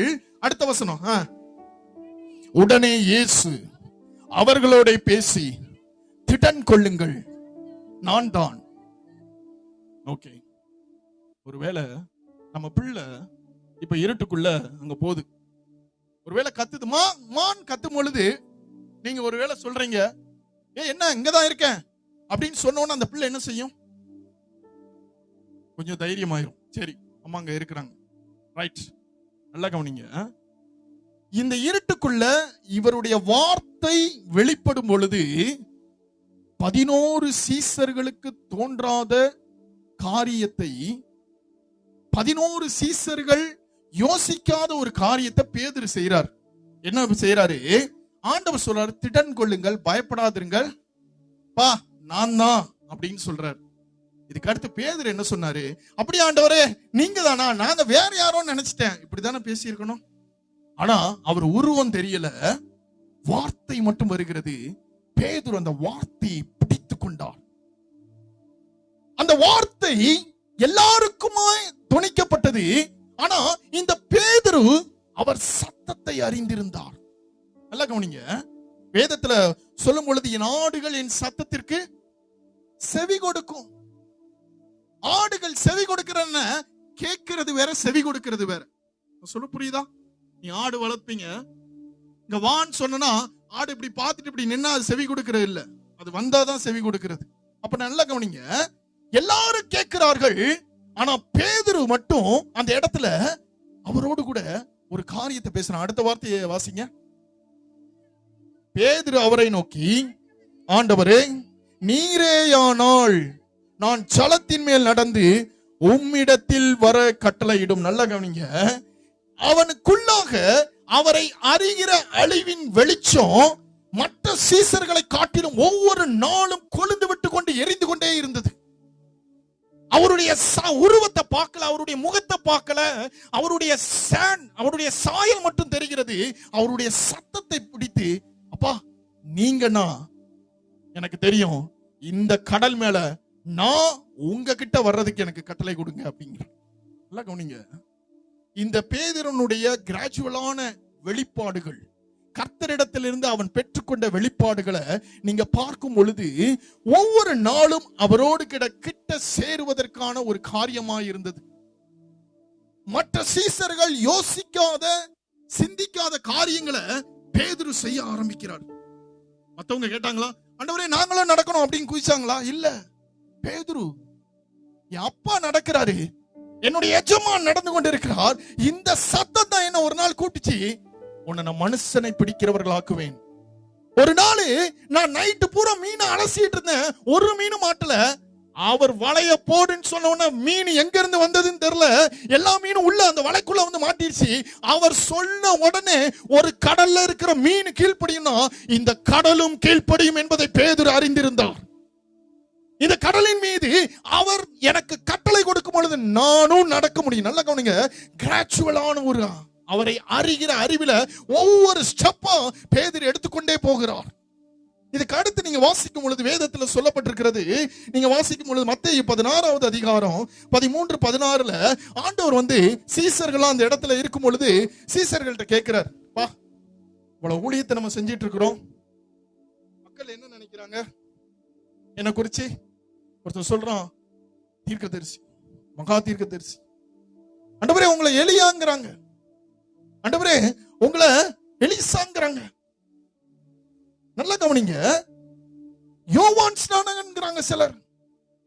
இவர்கள் எல்லாரும் ஒவ்வொரு வார்த்தையை சொல்லிக் கொண்டிருக்கும் பொழுது மத்தேயு 16 நீங்க பாத்தீங்க அப்படின்னா அந்த வார்த்தை சொல்லுகிறது, ஒவ்வொருவரும் அந்த இடத்துல சொல்லும் பொழுது மத்தவங்க என்ன சொல்றாங்கன்னு கேட்கும் பொழுது நல்லா கவனிங்க, இப்ப ஆண்டவர் நிப்பாட்டிட்டு இப்ப நீ என்ன சொல்றன்னு கேட்கிறாரு. எல்லாம் அமைதியாயிட்டான். மத்தவன் சொல்றத இங்க சொல்லும் பொழுது நல்லா கவனிங்க, இவனுக்கு 3 ஆண்டுகள் இவரோடு கூட பயணித்துக் கொண்டிருக்கிற இவர்கள் கொஞ்சமாவது அவரை குறித்து அறிந்திருக்கணும். சொல்ல புரியுதா? நீங்க என்ன யாருன்னு அறிஞ்சிருக்கிறீங்க? இன்னைக்கு உங்க ஐயா அம்மா இங்க நம்ம இருக்கும் பொழுது இவர்களை குறித்து நீங்க சொல்லுங்கன்னா ஒரு வார்த்தையா உங்களுக்கு வராது. ஆமா, எங்களை ஆவிக்குரிய ரீதியில எங்களை நடத்துறாங்க, ஏதாவது ஒரு வார்த்தை நீங்க சொல்லுவீங்க. நல்லா கவனிங்க, இத்தனை ஆண்டுகள் அவர்களை நடத்தியும், அவர் செய்த ஊழியத்தை பார்த்தும், அவர் செய்த அற்புதங்களை கண்டும், நீங்க என்ன யாருன்னு நினைக்கிறீங்கன்னு எல்லாம் சைலண்ட் ஆயிட்டான். 11 பேர் சைலண்டா நிக்கிறாங்க. ஒருத்த மட்டும் பேச ஆரம்பிக்கிறான். வேதம் சொல்லுகிறது 16வது வசனம் வாசிங்க. சீமோன் பேதுரு பிரதியுத்தரமாக, நீர் ஜீவனுள்ள தேவனுடைய குமாரனாகிய கிறிஸ்து என்றான். கவனிங்க, இந்த வெளிப்பாடு யாருக்குமே கொடுக்கப்படல. இவர் கிறிஸ்துன்னு கைய காமிக்கிறதுக்கு ஒரே ஒருத்தன் அவருக்கு முன்னாடி வந்தான். யாரு? யோவான் ஸ்நானன். அவருக்கு வழியை ஆயத்தம் பண்ண அவருக்கு முன்பதாக அவன் கடந்து வாரான். அவன் தான் சொன்னான், இதோ கிறிஸ்து. இவருடைய பாத அந்த பாதத்துல அவர் போட்டிருக்கிற அந்த காலணிகளினுடைய வாரை அவிழ்க்கிறதுக்கு நான் பாத்திரம் அல்ல. சீசர்கள் அவரை குறித்து, யோவானுடைய சீசர்கள் அவர் இடத்துல கேட்டுக்கொண்டிருக்கும் பொழுது அவன் சொல்றான், இதோ உலகத்தின் பாவத்தை சுமந்து தீர்க்கிற தேவாட்டு குட்டி. நல்ல கவனிங்க, இந்த வெளிப்பாடு யோவான் ஸ்நானகனை தாண்டி முதலாக பேதுருவுக்கு கொடுக்கப்படுகிறது. யாருன்னு கேட்கிறாங்க, இவனுக்குள்ள பற்றி எரிந்து கொண்டிருக்கிறது. என்னை அழைத்தார், வெறும் படகாக என் படகு வந்து நிற்கும் பொழுது என் படகை நிரப்பினார். என ஒரே ஒரு வார்த்தை சொன்னாரு, என்னை பின்பற்றுவான்னு. அன்னைக்கு அவர் சொன்னனால கடல்ல நான் நடந்த எல்லாவற்றையும் அவன் பார்த்து கொண்டிருக்கிறான். ஒரு வெளிப்பாடு அவனுக்கு பரலோகத்திலிருந்து வருகிறது, நீ ஜீவனுள்ள தேவனுடைய குமாரனாகிய கிறிஸ்து. ஆண்டவர் என்ன சொல்றாரு? இந்த வார்த்தையை கேட்டோன்னே வெல் டன் அப்படின்னு சொன்னாரா? வார்த்தையை வாசிங்க, அடுத்த வசனம்.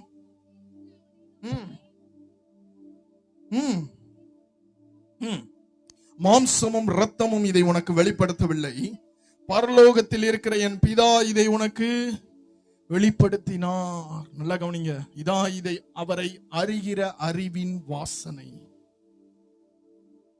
இதத்தான் நம்ம படிச்சோம் 2 கொரிந்தியர் 2:14 நம்ம படிக்கும் பொழுது பவுல் இதைத்தான் சொல்லுகிறார், அவரை அறிகிற அறிவின் வாசனையை எங்கும் வெளிப்படுத்துக கர்த்தர் எங்களுக்கு கிருபை செய்தார். பிலிப்பியர்ல படிச்சோம், அவரை அறிகிற அறிவின் மேன்மைக்காக எல்லாவற்றையும் நஷ்டம் என்றும் குப்பையுமா இந்த வெளிப்பாடுக்காக ஒவ்வொருவரும் காத்திருக்க ஆரம்பிக்கிறாங்க.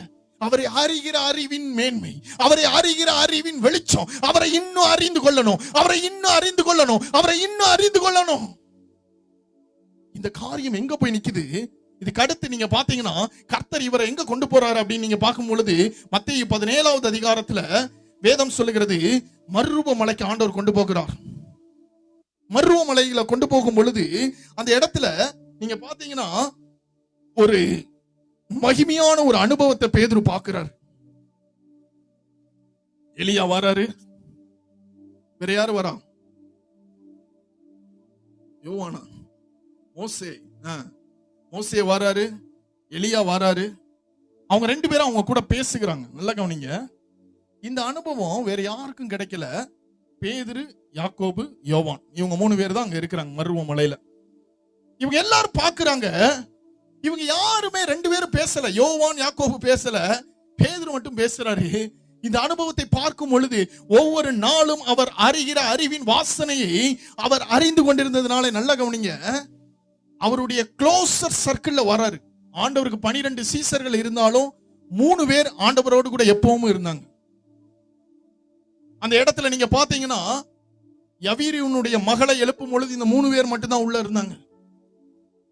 சில முக்கியமான இடங்கள்ல இந்த 3 பேர் மட்டும்தான் ஆண்டவரோடு கூட தனித்து இருக்கிறாங்க. இந்த 3 பேர் மட்டும்தான் கர்த்தர் கெத்செமனேல கூட அவர்களை தனித்திருக்க சொல்லுகிறார். நல்லா கவனிங்க, இவர்கள் அவரோடு கூட அவரை இன்னும் அறிந்து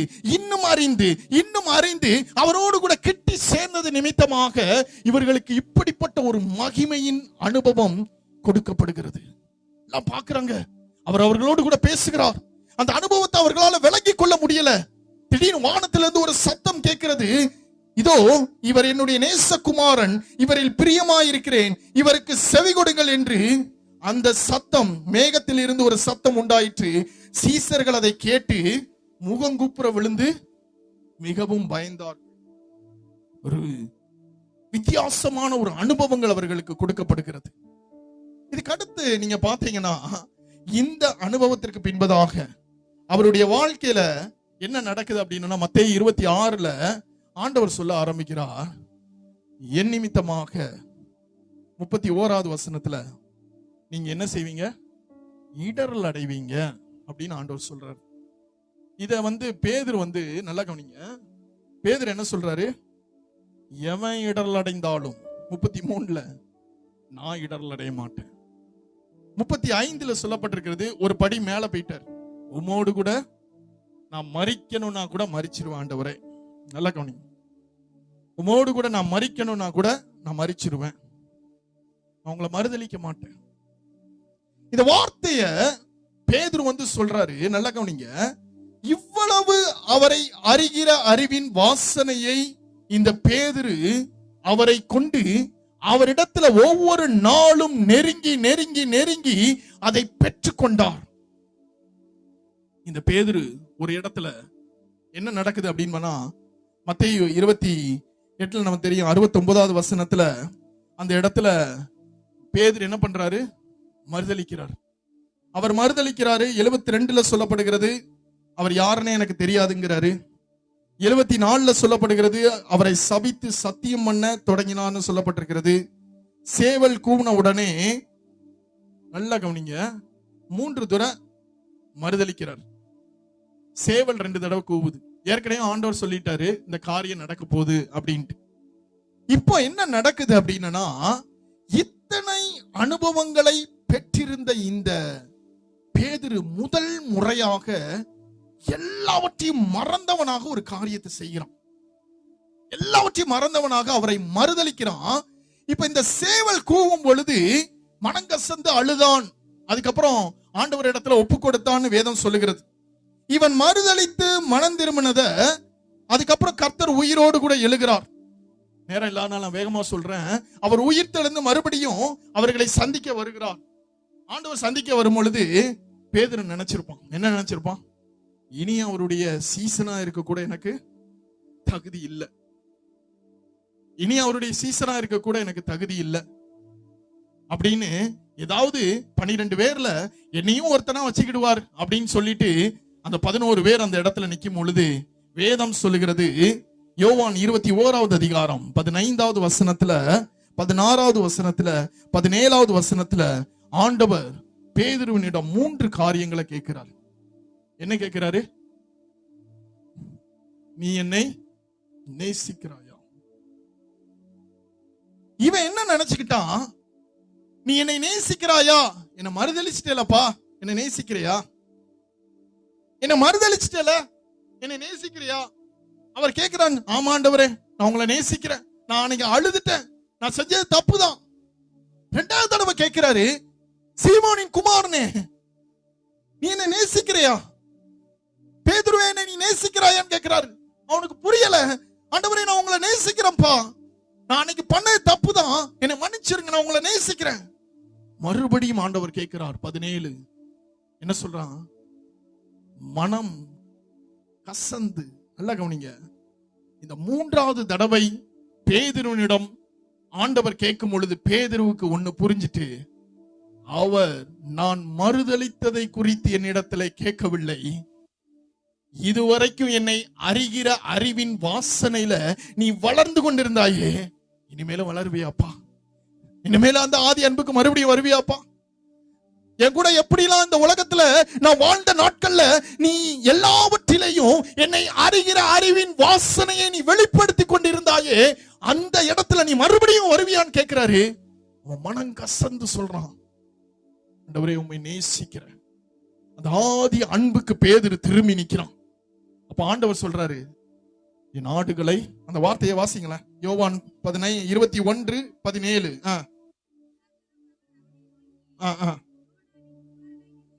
ம்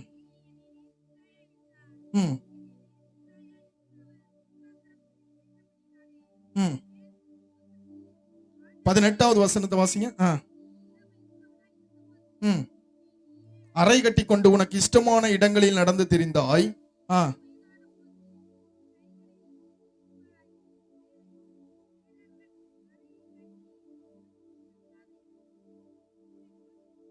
இந்த 17 பின்பகுதி சொல்லுகிறது, நீர் அறிவீர் நான் உம்மை நேசிக்கிறேன் என்பதையும் நீர் அறிவீர் அப்படின்னு சொன்ன உடனே ஆண்டவர் திரும்பி திரும்பி அந்த கொஸ்டின் ரிப்பீட் ஆனது அங்க நின்றுச்சு. ஆண்டவர் இப்ப சொல்றாரு, என்ன சொல்றாரு? ஆடுகளை மேய். நீ ஆடுகளை மேய்க்கணும்னா நீ ஆதி அன்புக்கு திரும்பணும். நீ ஆடுகளை மேய்க்கணும்னா நீ ஆதி அன்புக்கு திரும்பணும். என் சித்தத்தை செய்யணும்னா நீ ஆதி அன்புக்கு திரும்பணும். நல்லா கவனிங்க, இந்த ஆதி அன்பு இல்லாமல் கர்த்தரிடத்திலே பெற்ற இந்த வெளிப்பாடுகளை வைத்து எதையாவது செய்து விடலாம் என்று ஆதியிலே அவர் என்னிடத்திலே தம்முடைய வெளிப்பாடுகளை, பரலோக வெளிப்பாடுகளை, அவரை அறிகிற அறிவின் வெளிப்பாடுகளை வெளிப்படுத்துகிற வெளிப்பாடுகளை வைத்து ஆதியிலே ஒரு நாள் சந்திக்கும் பொழுது எனக்கு கிடைத்த வெளிப்பாடுகளை வைத்து ஏதாவது செய்து விடலாம், ஓடிவிடலாம் என்று நினைக்கும் பொழுது பேதுரு இத்தனை வெளிப்பாடுகளை பெற்று என்ன பண்ணாரு? வாங்க மீன் பிடிக்க போறேன், யார் வரீங்கன்னு கேட்டார். ஒன்னும் செய்ய முடியல. நல்லா கவனிங்க, இன்னைக்கு கர்த்தர் உங்களோடு கூட பேசி கொண்டிருக்கிறார். யோவான் 15 தான் ஆண்டவர் சொல்றாரு, என்னால் அன்றி உங்களால் ஒன்றும் செய்ய முடியாது. இன்னைக்கு ஒரு முக்கியமான ஒரு இடத்துக்கு கர்த்தர் அழைக்கிறான். இந்த இடத்துல என்ன நடக்குதுன்னா, சபை வரலாறு சொல்லுகிறது, இந்த பேதுரு அதற்கு பின்பதாக இயேசு கிறிஸ்து பரமேறி சென்ற உடனே ஒரு சபையினுடைய பேராயராக மாறுகிறார். அந்த காலத்துல பயங்கரமான ஒரு பெரிய ஒரு எங்க பார்த்தாலும் உபத்திரவம்.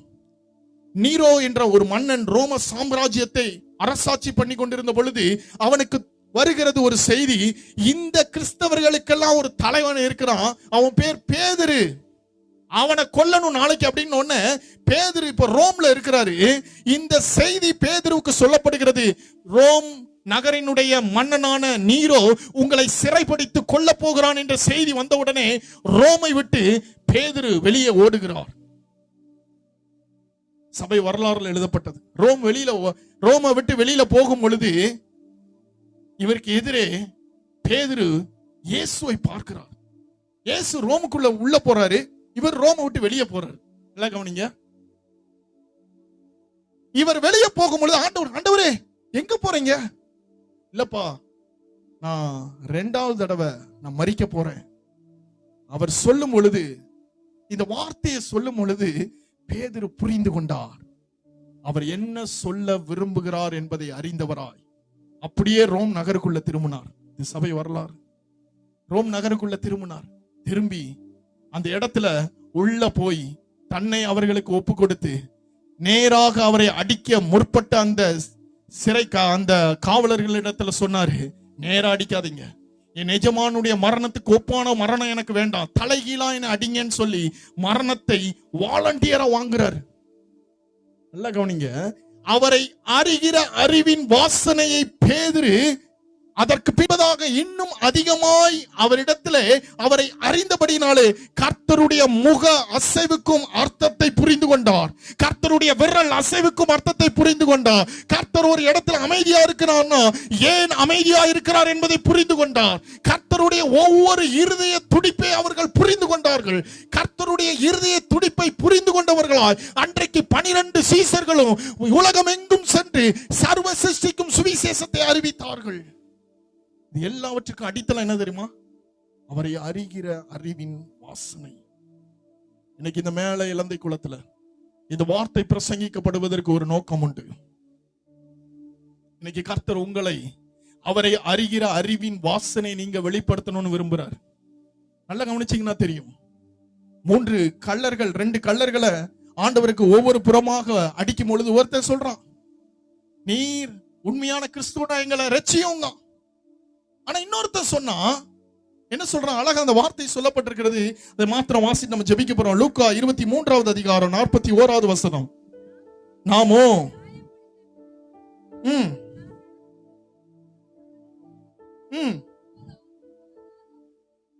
ஆகாத ஒன்றையும் நடப்பிக்கவில்லையே. நல்ல கவனிங்க, அவன் சொல்றான், இவன் பார்க்கிற பார்வை நீர் மேசியானா எங்களை காப்பாற்றும்யா. நிறைய நேரத்துல நம்ம இப்படிதாங்க, என் சூழ்நிலை மாற மாட்டேங்க, என்ன ஆண்டவரே இதை மாற்ற மாட்டேங்கீங்களே, இந்த காரியங்கள் மாற மாட்டேங்குது. நல்லா கவனிங்க. இந்த கள்ளன் சொல்றான், நாம் செய்த தப்புக்கு ஈக்குவலான ஒரு தண்டனை அனுபவித்துக் கொண்டிருக்கிறோம். இவர் ஒண்ணும் செய்யலையப்பா. பெரிய பிரசங்கத்தை கேட்கல, மலை பிரசங்கத்துல உட்கார்ந்தான் எழுதப்படல, 5 அப்பம் 2 மீன் கொடுக்கப்பட்ட இடத்துல இவன் இருந்தான் சொல்லப்படல, இரவு வந்து நிக்கோதேமு வந்து கர்த்தரை சந்தித்தபடி இவன் வந்து சந்தித்தான் என்று எழுதப்படல. ஆனால் அவனுக்குள்ளே சிலை அந்த சிலுவையிலே தொங்கும் பொழுது ஒரு வெளிப்பாடு அவனுக்குள்ளே வருகிறது. என்ன வெளிப்பாடு சொல்லுங்க, அந்த வார்த்தையை வாசிங்க. நீர் உம்முடைய ராஜ்யத்தில் வரும் பொழுது அடியேனை நினைத்தலும். அவனுக்கு கிடைத்த வெளிப்பாடு என்ன தெரியுமா? அங்க நிக்கிற அந்த அரசர்கள், அந்த ரோம அதிகாரிகள், பரிசேயர்கள், சதுசேயர்கள், அங்க பிரதான ஆசாரியர்கள், அங்க இருக்கிற யூதர்களுக்கெல்லாம் கிடைக்காத ஒரு வெளிப்பாடு சிலுவையிலே தொங்கிக் கொண்டிருக்கிற அந்த கள்ளனுக்கு கிடைக்கிறது. இவரை அடித்திருக்கிற நீங்கள் சாதாரண மனிதன் அல்ல, அவர் யூதருடைய ராஜா, அவர் ராஜாதி ராஜாவாக அவர் வரப்போகிறார். அவர் 2ஆம் வருகை குறித்து அந்த சிலுவையிலே இந்த கள்ளன் தீர்க்க தரிசனமாக பேச ஆரம்பிக்கிறான். அவன் சொல்றான், உங்க ராஜ்யத்துல நீங்க வர போறீங்க, நீங்க வரும் பொழுது என்ன நினைத்தருளுங்க. அவனுக்கு ஒரு வெளிப்பாடு அந்த சிலுவையிலே அவனுக்கு கிடைக்குது. அவரை அறிகிற அறிவின் வெளிப்பாடு. ஏன்பா 2000 வருஷம் காத்திருக்கணும்? ஆண்டவர் சொன்னார், இன்றைக்கு நீ என்னுடனே கூட பரதீசில் இருப்பாய். இன்னைக்கு கர்த்தர் உங்களோடு கூட பேசிக் கொண்டிருக்கிறார். ஆதி அன்பு. நான் சொன்னது எத்தனை பேருக்கு விளங்குச்சு? அவர் இல்லாமல் ஓடலாம், மீட்டிங் நடத்தலாம், சர்ச்சுக்கு போகலாம், திருவிருந்து எடுக்கலாம், காணிக்கை கொடுக்கலாம், தசமபாகம் கொடுக்கலாம், நாமத்து நிமித்தம் பிரயாசப்படலாம், கிரியைகள்ல வெளிப்படுத்தலாம், சகிக்கலாம். வேதம் இவை எல்லாவற்றையும் இந்த இடத்துல ஒப்பிடுவதில்லை. வேதம் இந்த இடத்துல ஒப்பிடும் பொழுது சொல்லுகிற ஒரு வார்த்தை, ஆதி அன்பை, ஆதியிலே நீ கொண்டிருந்த அன்பை விட்டாய். என்னை அறியும் பொழுது உனக்கு இருந்த அந்த உறவு, என்னை அறியும் பொழுது என் கிட்ட வந்து நீ ஒவ்வொரு நாளும் ஒட்டிக்கிட்டு நின்னது, என்னை அறிந்த பொழுது எல்லாவற்றிலும் என் பாதத்துல வந்து விழுந்து கிடந்தது. இன்னும் நான் அதை நினைத்து பாருங்க. அந்த உறவுக்கு திரும்ப ஆண்டவர் அழைக்கிறார். இந்த உறவிலே நீங்கள் இன்னும் பலன் கொள்ள வேண்டும் என்று அழைக்கிறார். ஆதி அன்புக்கு இன்னைக்கு உங்களை திரும்ப ஆண்டவர் அழைக்கிறார். எல்லாரும் எழுப்பி நிற்போமா? எல்லாரும் எழுப்பி நிற்போம். கர்த்தர் இன்னைக்கு நம்மோடு கூட பேசிக் கொண்டிருக்கிறார். Yes, thank you Jesus. எல்லார் கண்களை மூடி. Yes, thank you Lord. கர்த்தர் அநேகர் இந்த இடத்துல தொட வந்திருக்கிறார். அநேகரோடு கூட பேசிக் கொண்டிருக்கிறார். இல்ல, கர்த்தர் சொல்லுகிற ஒரே ஒரு காரியம், கர்த்தர் சொல்லுகிற ஒரே ஒரு காரியம், எஸ், இது இல்ல மகளே, எல்லாவற்றையும் அங்கிட்டு தள்ளி வை, எல்லாவற்றையும் பெட்டிஷன்லாம் அங்கிட்டு தள்ளி வை. ஆண்டவரே இது இல்ல அது இல்ல, ரைட், எல்லாவற்றையும் ஒதுக்கி வை. என்னை உள்ளே அழைத்து செல்லும். ஆதி நாட்களிலே ஆண்டவரே உம்மை அறிந்து கொள்ளும் பொழுது எனக்கு கிடைத்த அந்த வெளிப்பாடுகளை இன்னைக்கு எனக்கு தாங்க. இன்னைக்கு கர்த்தர் அநேகருக்கு பரலோக வெளிப்பாடுகளை கர்த்தர் கொடுக்க விரும்புகிறார். பரலோக வெளிப்பாடுகளை கர்த்தர் கொடுக்க விரும்புகிறார். ஆண்டவர்கிட்ட கேளுங்க, ஆண்டவரே ஒரு நாள் உம்மை அறிந்தது உண்மை, ஒரு நாள் உம்மை ஆண்டவரே அறிந்து கொள்ளும் பொழுது நான் பெற்றுக்கொண்ட வெளிப்பாடுகள், ஒரு நாள் உம்மை ஏற்றுக்கொள்ளும் பொழுது நான் பெற்றுக்கொண்ட வெளிப்பாடுகள், ஒரு நாள் ஆண்டவரே உம்மை அறியும் நேரத்தில் ஆண்டவரே நான் பெற்றுக்கொண்ட வெளிப்பாடுகள், என்னிடத்திலே ஆண்டவரே நீர் வெளிப்பட்டது நிமித்தமாக நான் பெற்றுக்கொண்ட வெளிப்பாடுகள், ஆண்டவரே இன்னைக்கு அதை நான் பின்னாடி திரும்பி பார்க்கிறேன். ஏதோ ஒரு மூலையில எத்தனையோ வருடத்திற்கு முன்பதாக நிகழ்ந்ததாக இருக்கிறது. ஆண்டவரே இந்த நாட்களிலே எந்த ஒரு காரியத்தை நான் பார்க்கல, எந்த ஒரு காரியத்தை நான் பார்க்கல. நீங்க சொன்னது உண்மைதான். ஆதியில நான் அன்பு வச்சேன், ஆதியில எனக்கு வெளிப்பாடு இருந்தது, ஆதியில உறவுல நான் பலப்பட்டு இருந்தது உண்மைதான். ஆனா இன்னைக்கு நான் வெளியே நிக்கிறேன், இன்னைக்கு நான் ரொம்ப தள்ளி நிக்கிறேன். ஆண்டவரே மற்ற காரியங்களை பெரிதுபடுத்தி உம்மோடு கூட இருக்கிற உறவை ஆண்டவரே நான் அதை ஆண்டவரே அதிகமாய் நான் அதை குறித்ததான ஒரு தெளிவில்லாமல் நான் வாழ்ந்து விட்டேன்.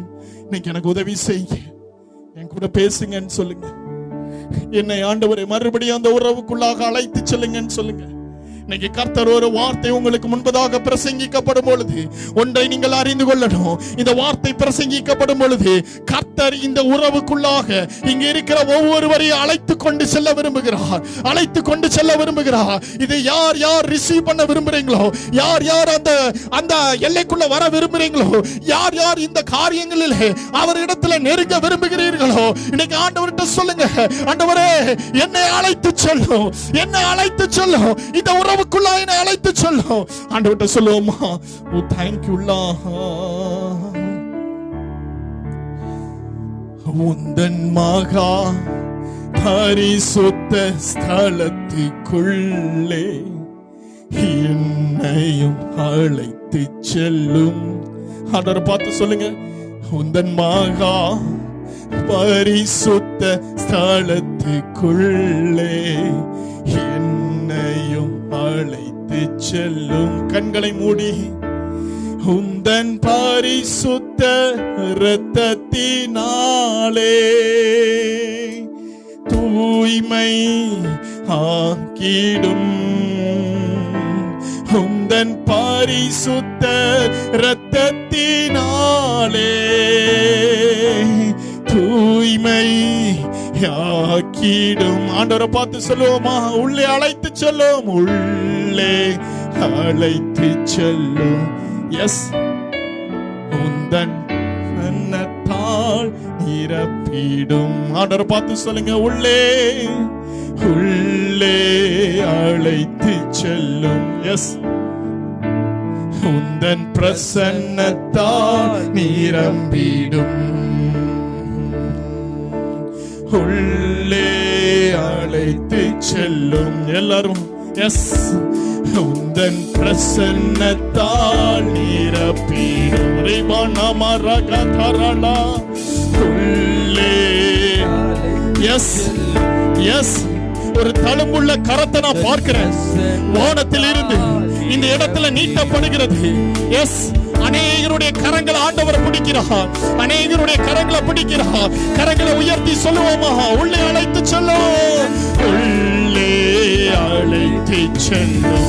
உந்தன் பிரசன்னத்தால், உந்தன் பிரசன்னத்தால். எல்லாரும் சொல்லுங்க, உங்க கரங்களை உயர்த்தி என் கரத்தை பிடிச்சிருங்க, என் கரத்தை பிடிச்சிருங்க, என் கரத்தை பிடிச்சிருங்கப்பா, என் கரத்தை பிடிச்சிருங்க. ஆதி அன்புக்கு திரும்புறேன், ஆதி அன்புக்கு திரும்புறேன். ரிபானா காதோ, ஹalleluya ஹalleluya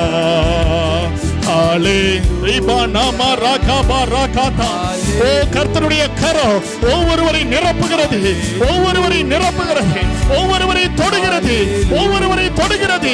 அநேகர் கர்த்தருடைய தொடுதலை உணர்கிறீங்க, அநேகர் கர்த்தர் தொட்டு கொண்டு இருக்கிறார். ஓ ரிபா ரகமா நாமா கதா, ஓ ஷமா ராமா பாபா பாபா, ஓ ரிபா பாபா கமானா, ஓ ரிகா ரகமா நாமா கதா, ஓ ஷமா ரகமே நேமேகே. கர்த்தருடைய வல்லமை, கர்த்தருடைய வல்லமை ஒவ்வொருவர் மீது பாய்ந்து வருகிறது. பெற்றுக்கொள். கரங்களை தட்டி, கரங்களை தட்டி. ஓ ரிபா நாமா ரகதோ, ஓ ஷகமா ரகமா ரக, ஓ ரிபா கரலா. ஒவ்வொருவரையும், ஒவ்வொருவரையும் அவருடைய அன்பு, அவருடைய அன்பு, அவருடைய அன்பு. ஆதி அன்புக்கு திரும்புகிறேன், ஆதி அன்புக்கு திரும்புகிறேன். ஓ ரிபா ஹாசே, ஓ ரிபா ஹலகதோ, ஓ சகரகலோ, ஓ ரிபா நேமே ரகமா, ஓ ரியா கலமரம கலகதா. ஓ thank you Lord.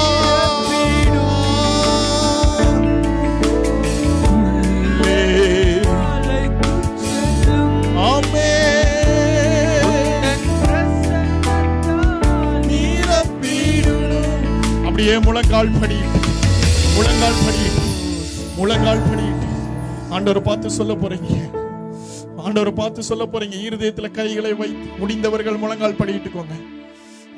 தன்னுடைய இருதயத்துல கைகளை வைத்தவர்களாய் ஆண்டவரை பார்த்து சொல்லுங்க, அப்பா ஆதி அன்பை நானும் இழந்திருக்கேன், எனக்கு புரியுது.